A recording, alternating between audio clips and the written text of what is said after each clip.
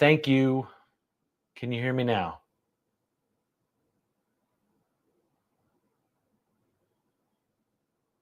Let's see. You should. Hold on. Let me double check. Oh my gosh. Check 1, 2. Okay. There we go. All right. Sorry about that, y'all. So, welcome back to another live stream. Let me know where you're watching from. I already see Miguel, OG viewer of my live streams.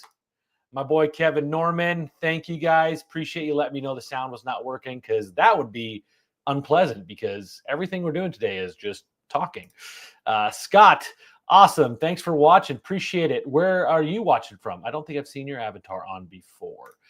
But yeah, so today we're going to talk about ink. We're going to talk about changing ink and what that might affect in your system. And through that, we're going to talk about some basics of ICCs and what they do and how they function. And I see a lot of times people on the DTF forums are asking, can I change my ink? Or they just change their ink and don't even think about it and wonder why stuff looks all crazy.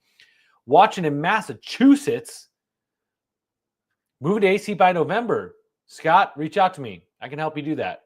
For those of you who don't know, I'm still an active real estate agent, but I'm one of like 40,000 active real estate agents. And in this world, in DTF, there's not a lot of folks that do color profiling. So that's why I'm pursuing this. How's it going? Thanks for being on again. Okay, so let me see if TikTok has any questions. I mentioned earlier TikTok's on a little different feed because I don't have the ability yet. I don't have enough followers, so follow me on TikTok, and we can get this broadcast that everyone else is seeing on Instagram and YouTube on TikTok. But yeah, so let's talk about ink.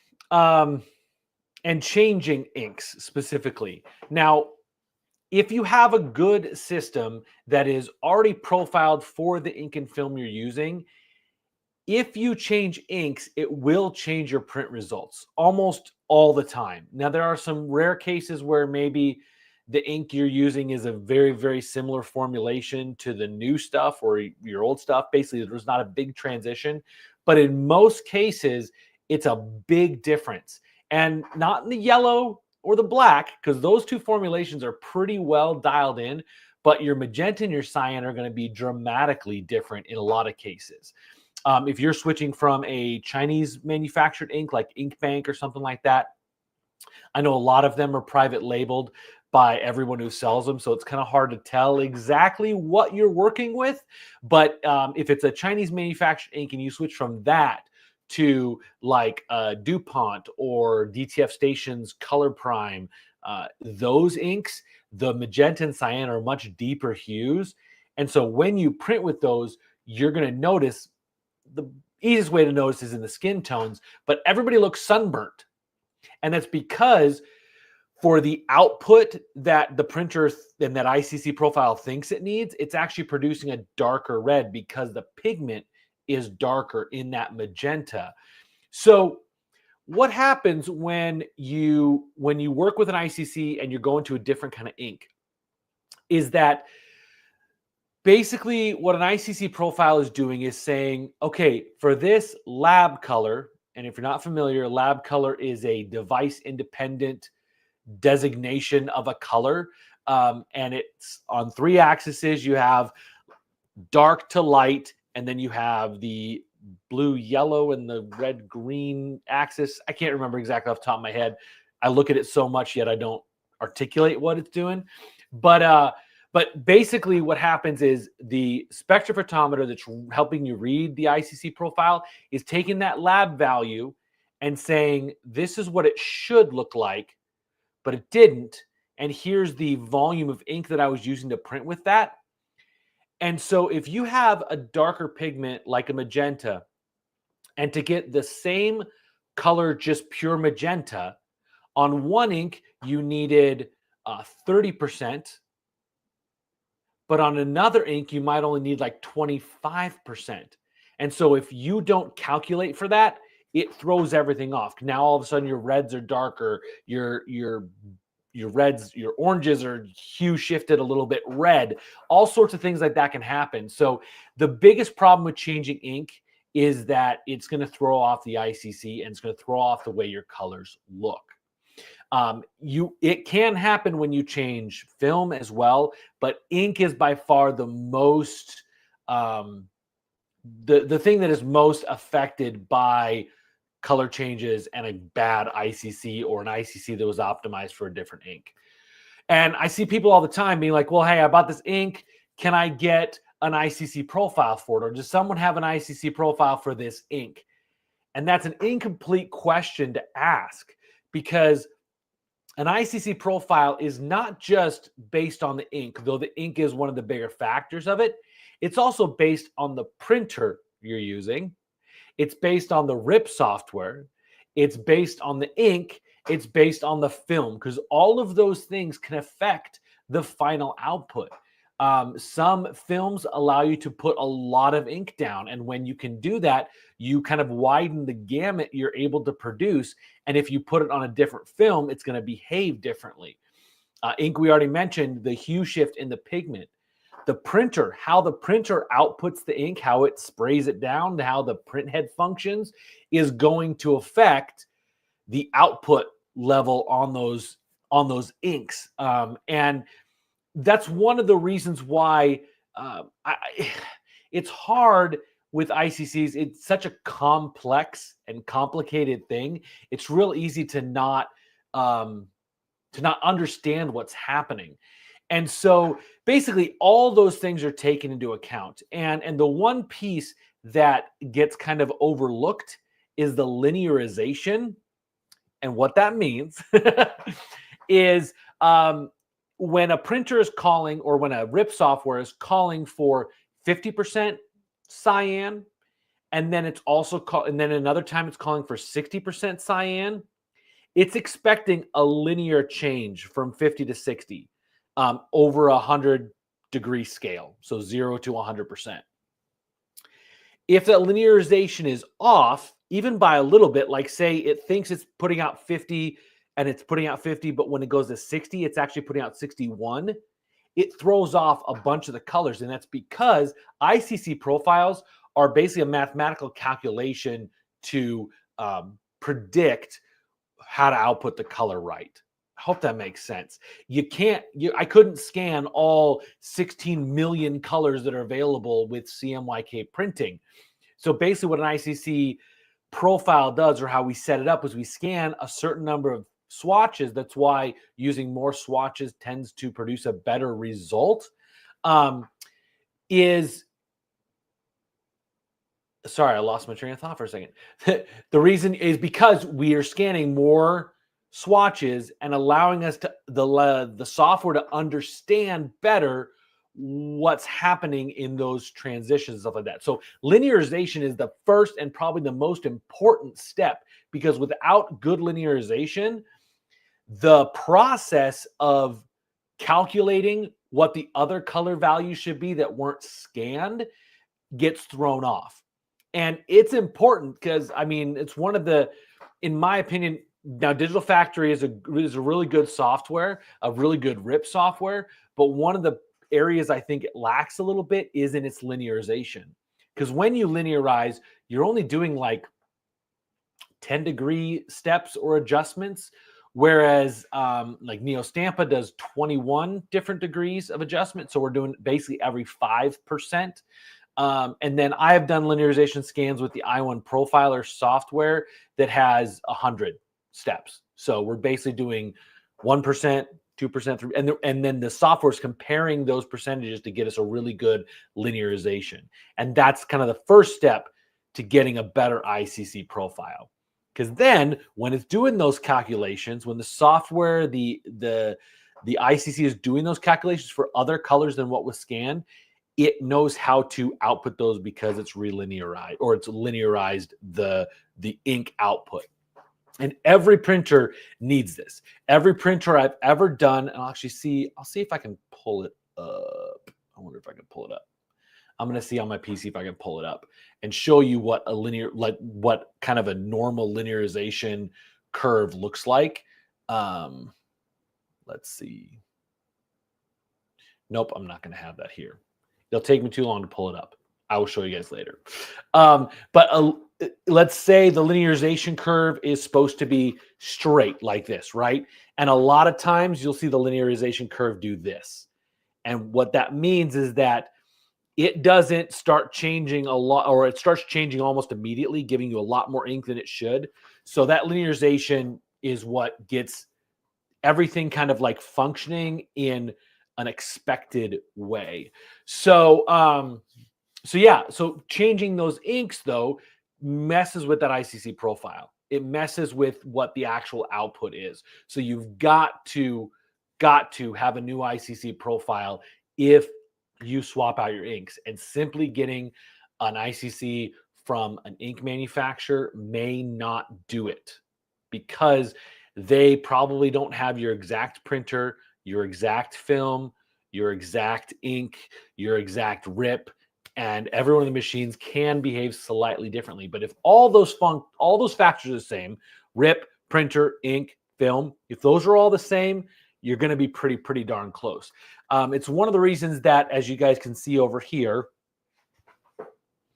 my DTF station stuff is stacked up. I haven't installed my printer yet. But that's one of the reasons why I like what DTF Station is doing, is they are packaging their printers with rip, ink, film, and all ICC profiled for that specific machine. So when I got the R2 Pro, it comes with everything baked into it. My inks are over there in the box, but yeah, so it comes out of the box profiled, ready to go. Now, if I change inks, if I were to put a different ink in there, it will throw off my ICC. So this is one of the reasons that I wanted to partner with DTF Station, because I think they are one of the few companies that actually offers a full, like, ready to go out of the box machine as it sits, like as it exists. So yeah, so that's one of the reasons I wanted to partner with them. Also, they reached out to me and wanted to partner with me, and they're the sponsor of these live streams. So when I don't have the printer running, which I do have a printer cam. Let me show you real quick. Even though it's not on the printer, that's my printer cam. So I will have a camera. So when we do these live streams, I will have a camera that when we print, you guys can see it printing and stuff like that. It's going to be fun. We're getting this thing going. My table legs should be here today, and I should be able to start building my tables for these. As if you don't know, like, even this smaller-ish printer is really heavy, so I need a big, sturdy table for it. But I don't have a lot of space in here, so I got to kind of go small. But if you guys have questions, Kirk, what's happening? If you guys have questions, get them in the chat, whether it's about ICCs, ink, or otherwise. If you're watching on TikTok, drop a question in there too. Let me double check. We don't have a question that popped up. Sweet. Excellent. Cool. So yeah, so if you got questions on ICCs, let me know. If you have just general DTF questions, let me know.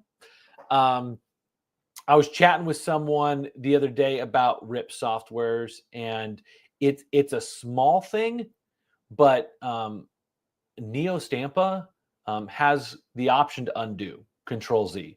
And I mentioned that to someone, and their mind was blown, because how many times they've had issues with like accidentally doing something, and like on Digital Factory not being able to undo it. You had to like figure out what you did or what happened. So yeah. Miguel, I'll now change the white. What do you recommend? So white is actually really easy to change because there's no pigment. It's just, well, white pigment, but there's no color pigment. So what you should do if you change your white is it might change the amount of white that you need to use for your white underbase, because some white inks have more pigment in them, so they will be more opaque on a black shirt. So all you need to do is go into Digital Factory and print up a handful of images, the same image, with different white underbases. I think, let me double check real quick. I don't think I have that on my YouTube channel yet. It's on the list. There's a lot of things on the list. Let me double check real quick if I have that over on YouTube. But basically what you want to do is you want to create like 10 graphics or something like that that are all the same, but different white underbases. And then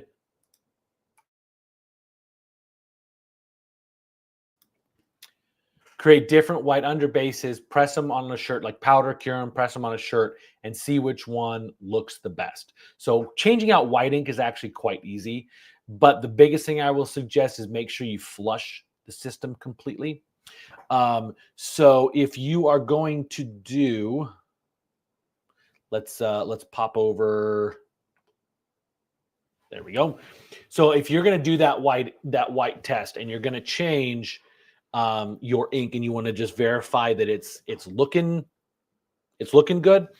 So basically just add in your graphics. In this case, I have a little white underbase test image. And when I do actually release this video that covers this, I'm going to make these graphics available. But let's go. Yeah, that'll work.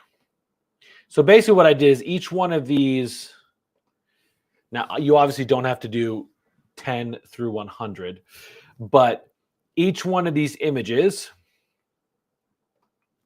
once you see them load, they have a little number on them indicating the white underbase. So what I would do is I would click on this, or double click on it, or sorry, you can also go here, color adjust. And this one is 10. So I'm going to put my white underbase at 10. I'm also going to do my max white at 10. And then go to your next one, which is 20. Color adjust. It takes some time and it's a little bit tedious. We'll make this one 20. We'll make this one 20. But you get the gist, right? Is you want to basically create each one of these a different amount of white underbase, press them on a shirt, and it will be extremely obvious like where it fades, and then it'll be obvious when there's more than you need. So that is the best way to dial in your white underbase. And then, like I said, flushing it out, make sure that when you flush out your white ink, you do a good job of flushing it. What I actually tend to do is I'll use distilled water to initially get it flushed out. So I'll remove all of the white ink from the container tank from what's up above. I'll use a syringe to do that or something like that, but I'll remove all of that white ink, and then I will fill it with distilled water, and then I will run my white ink circulation, which will put more ink back in that top container, but then you can remove it out of it, throw some more distilled water and do it again, and then pull through the print head. And then once that distilled water's kind of through and it's mostly clear, then I would run some like cleaning solution. DuPont, they have a flushing solution, but anything else like that, any kind of like cleaning type solution to kind of clear any and all sediment and pigment out of those lines. I think it keeps the chemistry of the inks from messing with each other, because although some inks work pretty well together, other inks will interact poorly with one another. And if you don't get those lines cleaned out, it could cause some problems for either printing or just the functioning of the machine. So, and that goes for any ink that you change out. You really want to do that, but the white, it's pretty critical because the chemistry is pretty different from one white to another.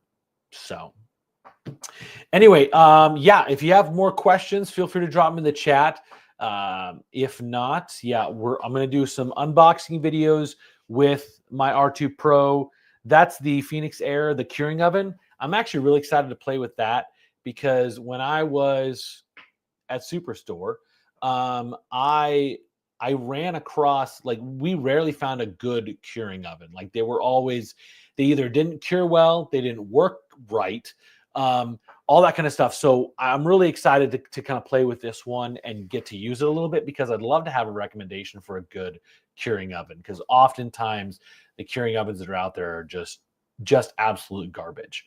But I've also got the Miro 13. I really got to figure out a way that my fingers work. The Miro 13 dryer shaker, because I want to be able to do fully automated stuff. So pretty stoked about it. And Miguel, you are most welcome. And Miguel, thank you. Thank you for finding me. Thank you for following along. I appreciate you. Yeah. So, ooh. Well, I did not know they had one made in Japan. Because I know the DTF station stuff, I believe, is made in Korea. And honestly, there's I think part of the big difference is just the manufacturing processes, because I know that they're pretty laxed in China when it comes to manufacturing inks. Just we've seen it with inconsistency from those inks, both in pigment as well as functioning. I'd be intrigued on that one for sure. But yeah, anything made elsewhere is oftentimes going to just be a little bit better quality in the manufacturing process and the pigments that they use. So yeah, but that's interesting.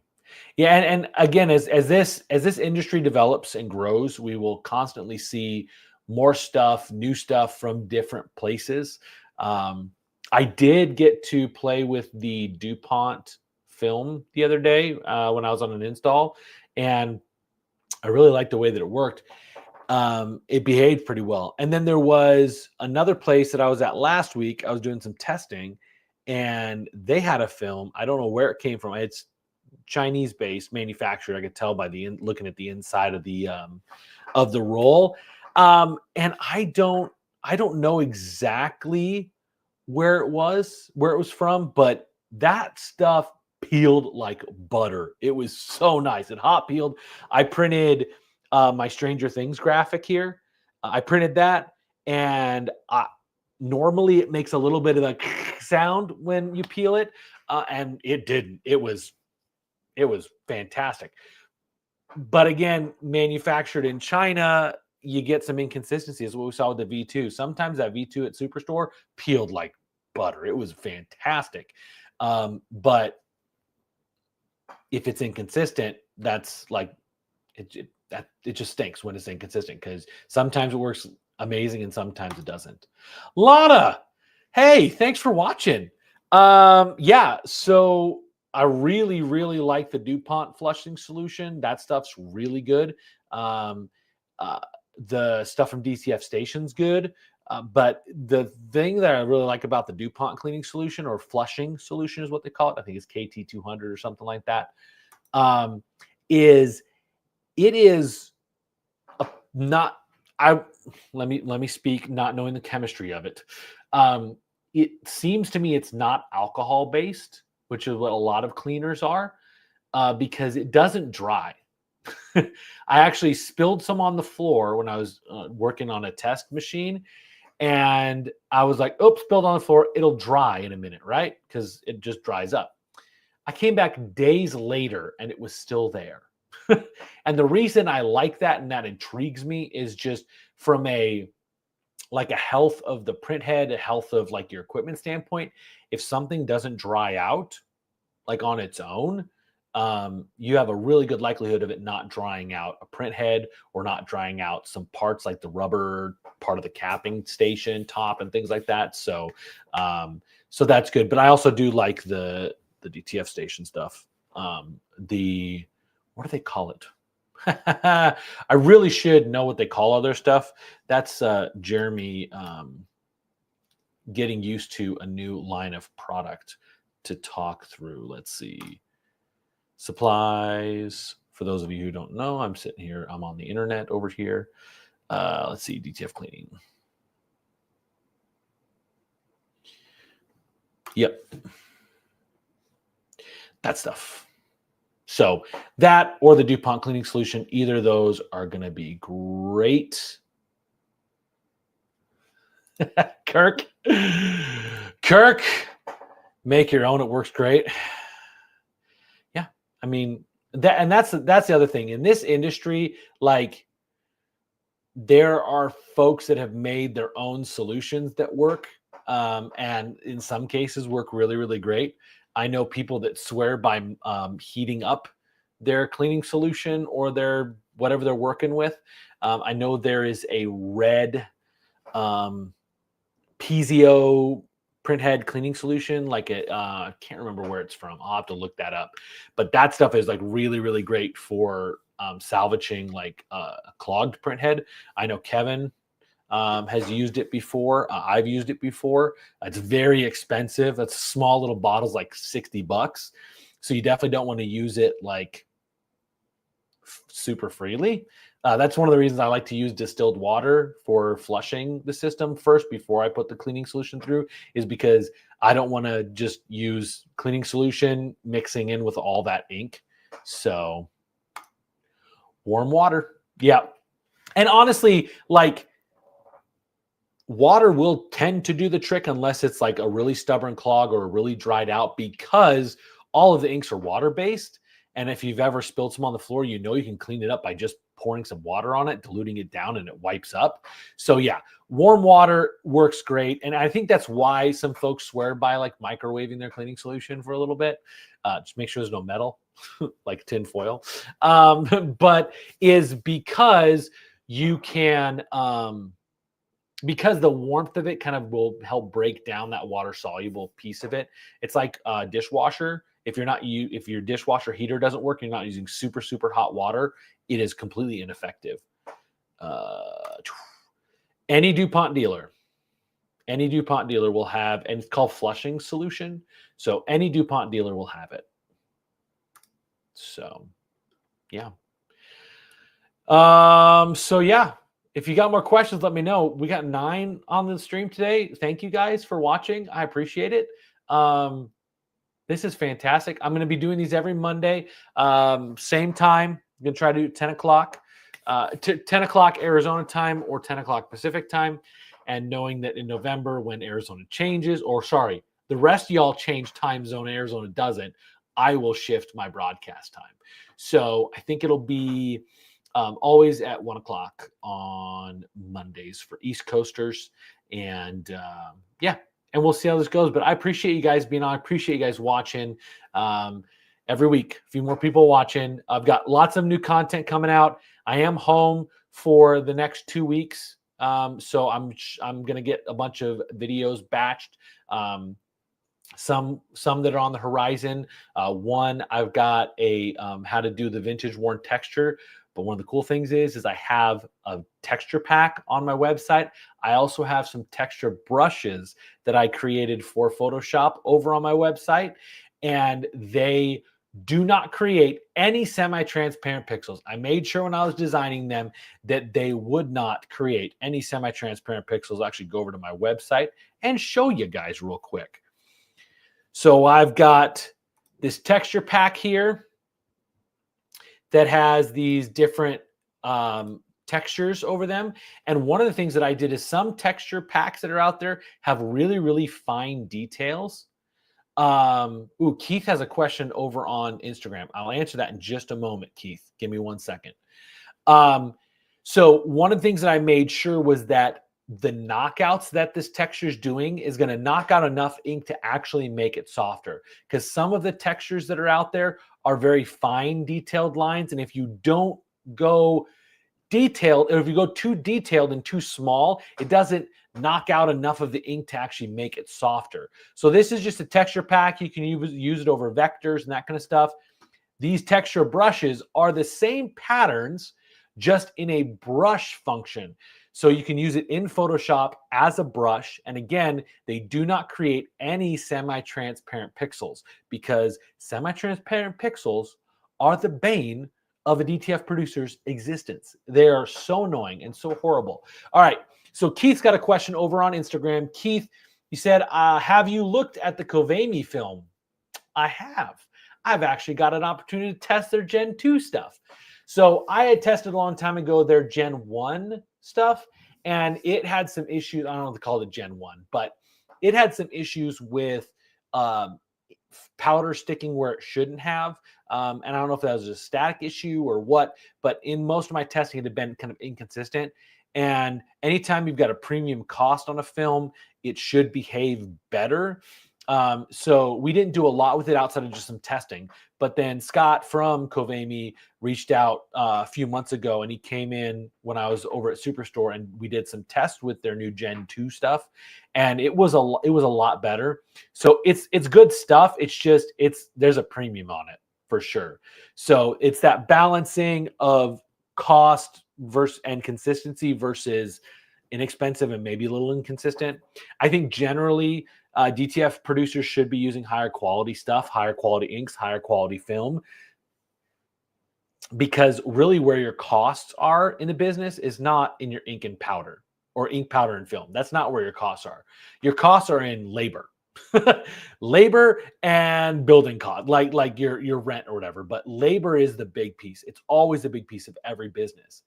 And if you have inconsistent film or inconsistent ink or ink that causes you to have to do more maintenance on your machine, you are going to rack up your costs a ton by having to do reprints, by having to stop and fix the machine, things like that. So I think that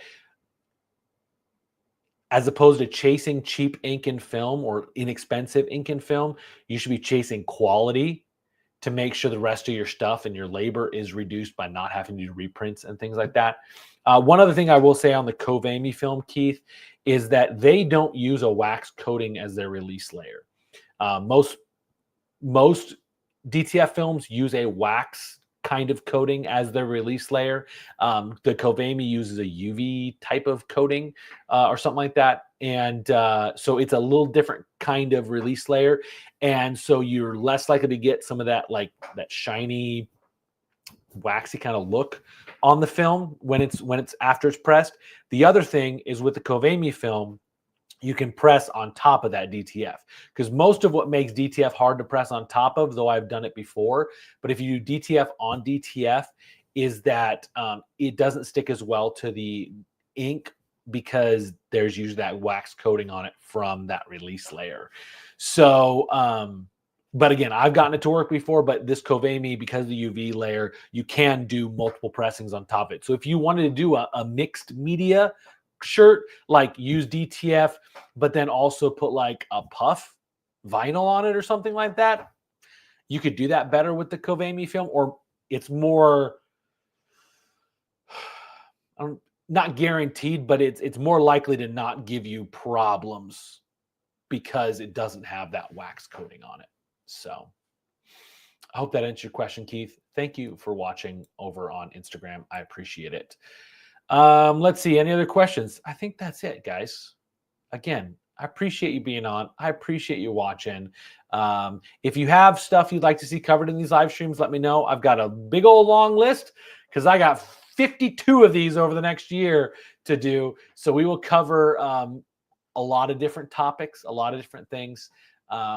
As I'm installing this, it's going to take me a couple days. Hopefully I'll have it running next week for the live stream, but it will take me a couple of days to install it because I'm going to film every single step of it. I'm going to document every single step of it because I do want to release videos on how to align print heads, all this kind of stuff. And I'll go into more depth in some other videos as to why I picked this particular machine. I've already mentioned some of why I picked the DTF station to partner with, but why I picked this machine specifically, I'll go into some videos on that. So thank you again so much for watching. Appreciate you all more than you know. And yeah, I'll see you guys next Monday. Do have a video coming out Wednesday, and then hopefully another video coming out Friday. So my tentative goal as I'm moving forward in this is to have live streams Monday, video Wednesday, video Friday, and then all sorts of random stuff over on TikTok and Instagram. So thanks so much for watching, guys. I will see you next week.